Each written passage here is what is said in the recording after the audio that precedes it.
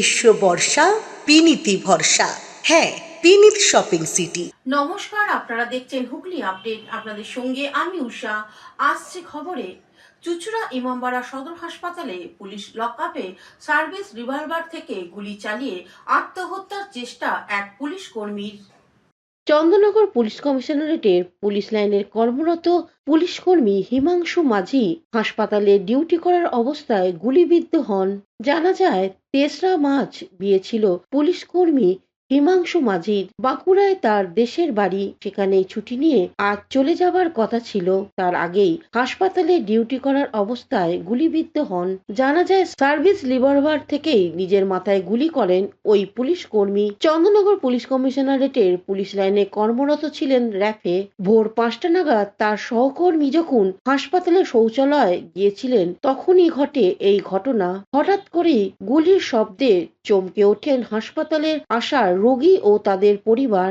তখনই এক রোগী হাসপাতালে শৌচালয়ে গিয়ে হিমাংশু সহকর্মীকে খবর দেয় গুলি চলেছে। কয়েকজনের সাহায্যে তাকে আইসিইউতে নিয়ে যাওয়া হয়। সেখানেই ভেন্টিলেশনে রয়েছেন পুলিশ কর্মী। সেখানেই তার চিকিৎসা চলছে। তার অবস্থা অত্যন্ত আশঙ্কাজনক। ঘটনার খবর পেয়ে হাসপাতালে চলে আসেন Chandannagar police commissioner Amit P Javalgi, DCP headquarter Ishani Pal, DCP Chandannagar Alakananda Bhawal সহ পুলিশের উচ্চ পদস্থ আধিকারিকরা। ঘটনার সময়কাল প্রত্যক্ষদর্শীদের জিজ্ঞাসাবাদ শুরু করে পুলিশ আধিকারিকরা। ওই ২:৩০টার সময় একটা আওয়াজ শুনেছিলাম গুলি চালাবার, ওটাই শুনলাম, আর কিছু না। ঘুমিয়েছিলাম না, মাথা ব্যথা করছিল, যেন কিছু বোঝা যাচ্ছিল না। হ্যাঁ, হ্যাঁ, পুলিশ এসেছিল। ওই আপনার দিয়ে এসেছিল ভিতরে। হ্যাঁ। কখন এটা আওয়াজটা কখন হচ্ছে? ২:৩০টা বাজছিল রাত্রিরে? হ্যাঁ। তারপরে নার্সরা আসলো, দেখলো, আবার দেখলাম যে পুলিশ বেডে ঘুমিয়ে আছে। তো কি জানতে পারলে সকালবেলা তারপর? তারপরে এমন কিছু বোঝা গেল না, মানে কি সব আসলো, মানে ভোর করে পুলিশরাও ঢোকা শুরু করলো। তারপরে এদিকে আমাদের কাউকে এদিকে যেতে দিচ্ছিল না, এদিকে থাকার জন্য। আওয়াজটা পেয়েছি তুমি মানে ঘুম ভেঙে গেছিল? হ্যাঁ, তখন ধরে তো ঘুমায়নি। তখন থেকে কি পুলিশ যাওয়া আসা করছে? হ্যাঁ, যাওয়া আসা করছে কন্টিনিউ। হ্যাঁ, তোমার নাম? ব্রহ্মানন্দ রাজভর। ব্রহ্মানন্দ রাজভর। আমরা ঘুমাচ্ছিলাম, হঠাৎ একটা শব্দ পেয়ে আমরা ঘুম ভেঙে দেখি এরকম ঘটনা, যে একজন এরকম কাস্টডিতে ডিউটি করছিল, তাদের মধ্যে একজন গুলি খাওয়া মতন অবস্থা। এইটা ওই 4:45টা।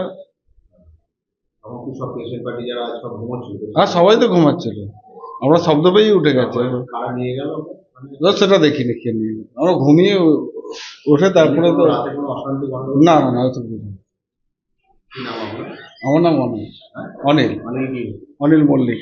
মল্লিক? হ্যাঁ। সাত সকালে পুলিশের ৬ লাফ হাসপাতাল চত্বর। এরপর হিমাংশু মাঝিকে বেলায় গ্রিন করিডোর করে বিশেষ অ্যাম্বুলেন্সে কলকাতায় নিয়ে যাওয়া হয়। আমাদের পুলিশের লোক অন ডিউটি ছিল জেল কাস্টডি পেশেন্টকে গার্ড দেওয়ার জন্য। তাদের মধ্যে একজন যখন বাথরুমে ছিল, সে হঠাৎ বললাম একটা আওয়াজ পাই বাইরে থেকে, দ্বিতীয়জনের মাথায়, এবার মাথায় করে পড়েছে, কোনো সারা শব্দ নেই।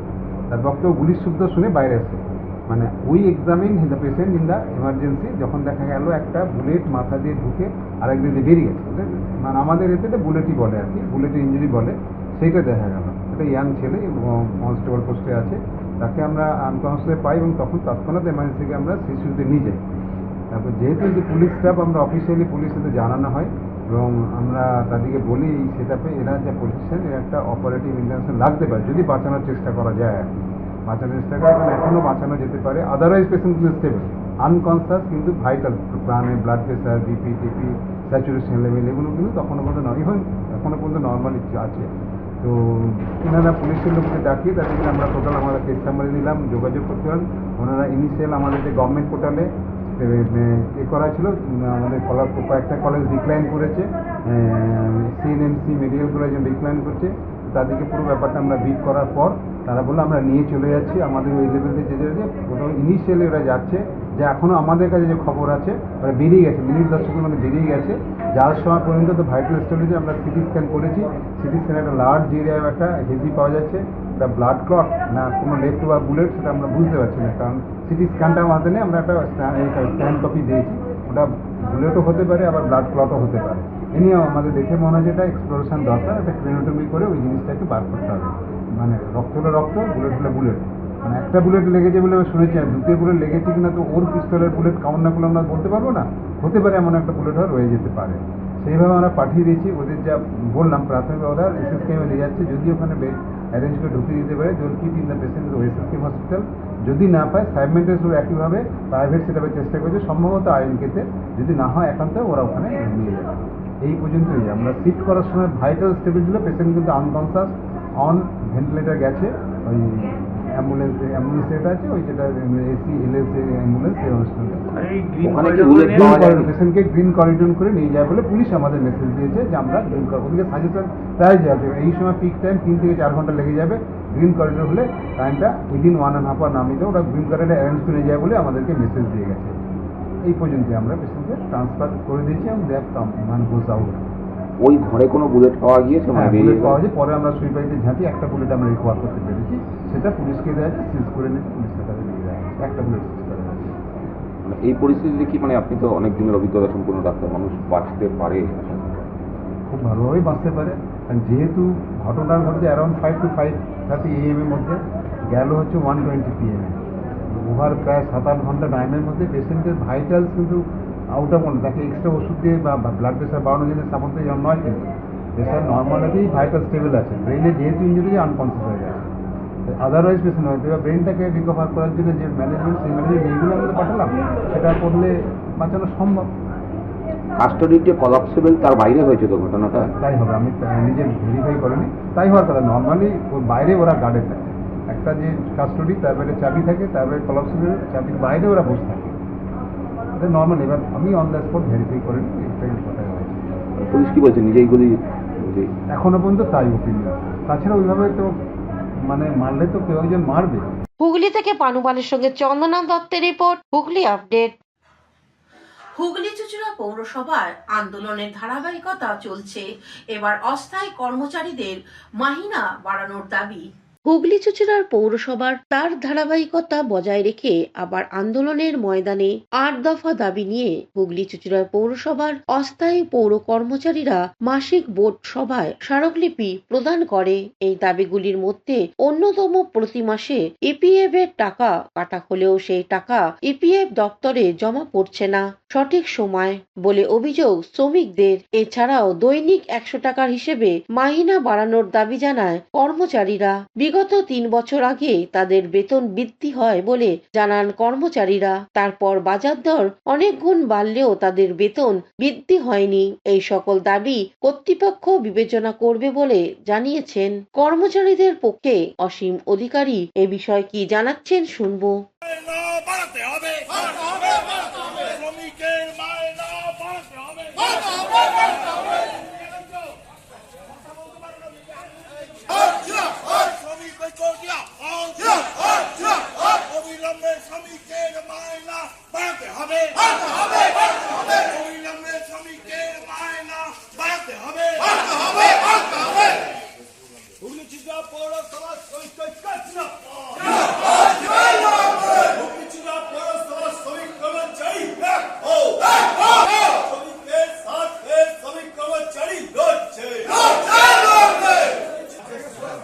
হুগলি থেকে চন্দনা দত্তের রিপোর্ট, হুগলি আপডেট। দাদু লিখেছিলেন কালজয়ী উপন্যাস মরুতীর্থ হিংলাজ। ওনারই নাতি 4000 কিলোমিটার পথ অতিক্রম করতে চলেছেন।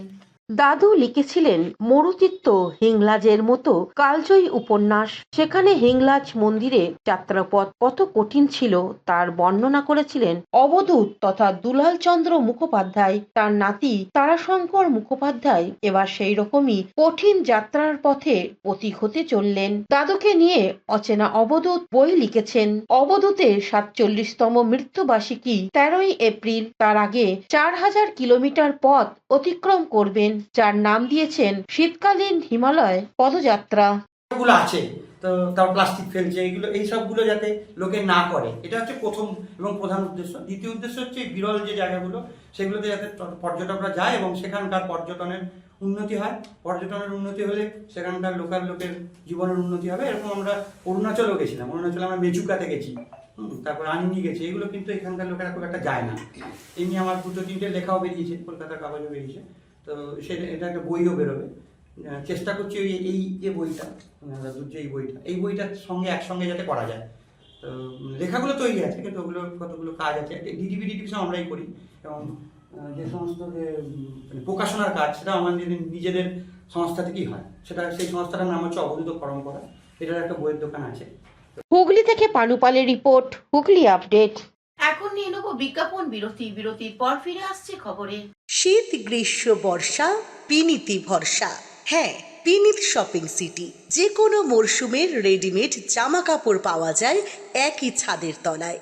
ছোট থেকে বড়, পুরুষ মহিলা ও শিশুদের একমাত্র নির্ভরযোগ্য প্রতিষ্ঠান। শীতকালীন যে কোনো শাড়ি, জিন্স, টপ, কুর্তি, চুড়িদার, পাঞ্জাবি মানেই পিনিত শপিং সিটি। আখন বাজার, চুঁচুড়া, Hooghly. Enjoy a weekend at Vedam, the paradise of peace. A home away from home.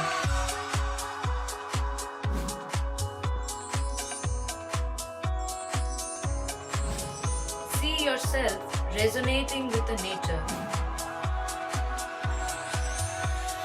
Vedam welcomes you to create your best memories. Amala nursing home. Potshati, your ultimate destination for weekend leisure. Marriage, conference, shooting, and get together all are in one roof. Yes, think about Potshati, Hugli. বিরতির পর ফিরে এলাম খবরে। ৭৫ বছর অতিক্রান্ত করল Hooghly institute of technology. শহরে বের হলো বর্ণাঢ্য পদযাত্রা। 1951 সালে পায়ে পায়ে পথ চলা শুরু হয়েছিল চুঁচুড়া পিপুলপাতিতে হুগলি ইনস্টিটিউট অফ টেকনোলজি, অর্থাৎ আজ ৭৫ বছরের পদার্পণ করলো। আজকের দিনটাকে স্মরণীয় করে রাখতে এইচআইটির পক্ষ থেকে বেশ কিছু কর্মসূচি নেওয়া হয়। বেলা 11টায় কলেজ চত্বরে পতাকা উত্তোলন, প্রদীপ প্রজ্বলন, তারপর বর্ণাঢ্য পদযাত্রা।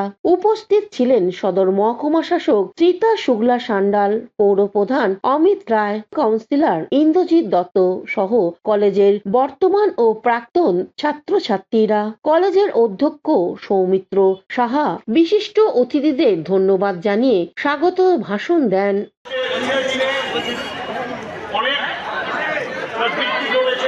বিভিন্ন ডিপার্টমেন্ট চালু হয়েছে এবং আমরা গর্বিত যে দেশ এবং সমাজ গড়তে যে ইঞ্জিনিয়ারদের প্রয়োজন, যে ইঞ্জিনিয়াররা এখান থেকে বেরোয় এবং আজ শুধু আমাদের দেশে নয়, বিদেশেও তারা নিজ নিজ কর্মক্ষেত্রে সুপ্রতিষ্ঠিত এবং আগামী দিনে যারা বেরোবে আশা করছি তারাও এই কলেজের যে ঐতিহ্য, সেই ঐতিহ্য বজায় রাখবে এবং এই হুগলি ইনস্টিটিউট অফ টেকনোলজি এই কলেজটাকে আরো সামনের দিকে এগিয়ে নিয়ে যাবে।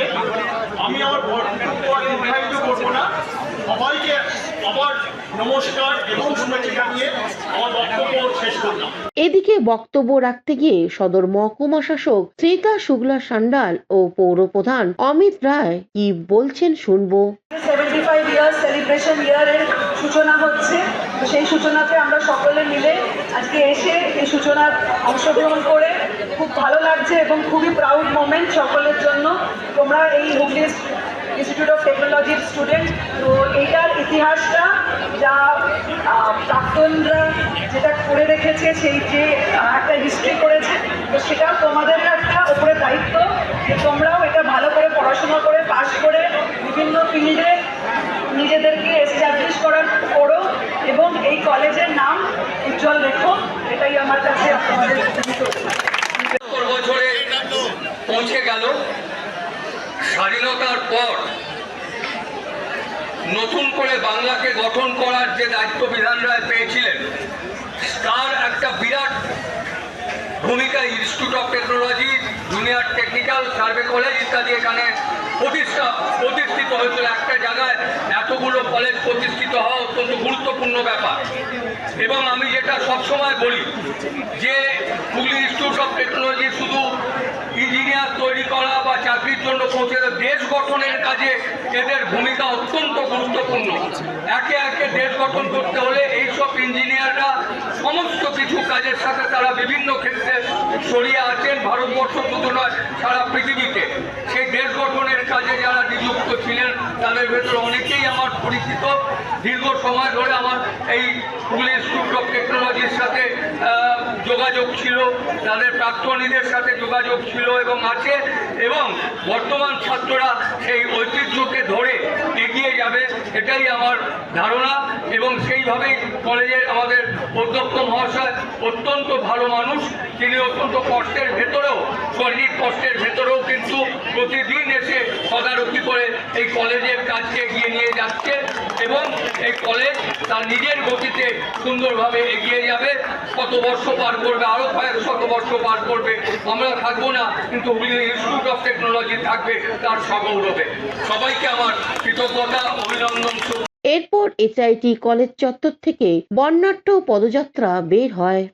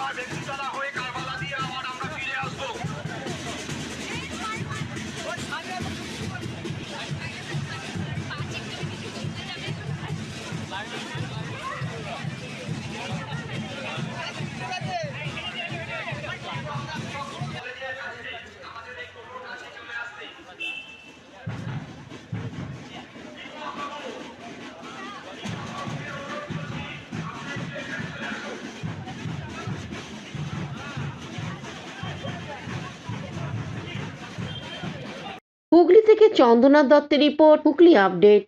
চুঁচুড়া ময়দানে আজ থেকে শুরু হলো advocate premier cup 2025। Hooghly advocate premier cup 2025 অনুষ্ঠিত হলো চুঁচুড়া ময়দানে। টানটান উত্তেজনার মধ্য দিয়ে 16টি দল এই ক্রিকেট খেলায় অংশগ্রহণ করে। সারা পশ্চিমবঙ্গ বিভিন্ন বার অ্যাসোসিয়েশনে এই খেলায় অংশগ্রহণ করে। চূড়ান্ত পর্যায়ে খেলায় বিজয়ীদের হাতে পুরস্কার তুলে দেন বিশিষ্ট অতিথিরা। এবারে হুগলি অ্যাডভোকেট প্রিমিয়ার কাপ 2025 প্রসঙ্গে ভাইস প্রেসিডেন্ট অমল গায়েন কি বলছেন শুনবো। এই প্রথমবার দ্বিদিবসীয় একটা ক্যাম্বিস বলের টুর্নামেন্ট করেছি। সেখানে হুগলি জেলা ছাড়াও বিভিন্ন জেলা, যেমন উত্তর 24 পরগনা, দক্ষিণ 24 পরগনা, কলকাতা, বীরভূম, নদিয়া, হাওড়া, এরকম বিভিন্ন জেলা থেকে মোট 16টি বার এসছে। তাদের আজকে খেলা হচ্ছে এবং এরা সবাই অ্যাডভোকেট। এই অ্যাডভোকেটস কাপ আমরা আমাদের সৌভাতৃত্বের নিদর্শন স্বরূপ বিভিন্ন জেলায় বিভিন্ন বারে করে থাকি। আমরা হুগলি বার অ্যাসোসিয়েশন এবার প্রথমবার করলাম। আজকে হুগলি বার অ্যাসোসিয়েশনের প্রথম খেলা ছিল এবং আজকে মোট 9টি খেলা। 9টি খেলার মধ্যে 2টি প্রীতি ম্যাচ, তাদের মধ্যে একটি জাজেস 11 ভার্সেস প্রেসিডেন্ট 11 এবং একটি commissioner Chandannagar police commissioner 11 versus advocate 11 একটা ম্যাচ ছিল, যে ম্যাচটাতে অ্যাডভোকেট 11রা জিতেছে এবং এখনও ম্যাচ চলছে। আজকে আমরা মোট 10টা ম্যাচ অনুষ্ঠিত করব। আপনার নাম? Amal Gain, vice president, Hooghly bar association. Hooghly থেকে চন্দনা দত্তের রিপোর্ট, হুগলি আপডেট। এখনকার মতন খবর এই পর্যন্তই। প্রতিদিন দেখুন হুগলি আপডেট।